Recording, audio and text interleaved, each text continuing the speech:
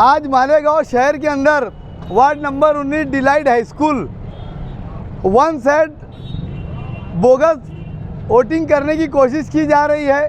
जब एक नाकारा जाहिल एमएलए को उसकी हार नज़र आई, उसने उसके बुज़दिल लोगों से पूरी ज़िंदगी 40 साल से बैतुल माल चुराने का काम किया और आज लोगों का जमहूरी हक है वोट देना, वोट भी चोरी करने का काम करना चालू कर दिया है। मेरी अपनी आवाम से सिर्फ और सिर्फ अपील है कि इनकी दादागिरी और मार धाड़ से बिल्कुल ना डरे। अपना जो जमहूरी हक है, जो चोरी कर रहे हैं, ये जिनके खून में चोरी है, ये चोर लोग जो चोरी कर रहे हैं, अपना हक वहाँ पे वोट दे के आए।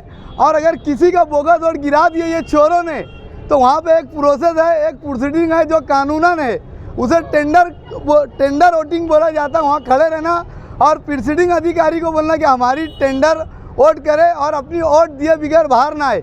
इतनी मालेगांव शहर की आवाम से अपील है। और ये जो अपने पे वार हो रहा है, इनसे बिल्कुल ना डरे। कोई भी कुछ भी करे तो कानूनी तौर से पुलिस कंप्लेन करे। इतना ही बोलना है मुझे। अस्सलाम वालेकुम।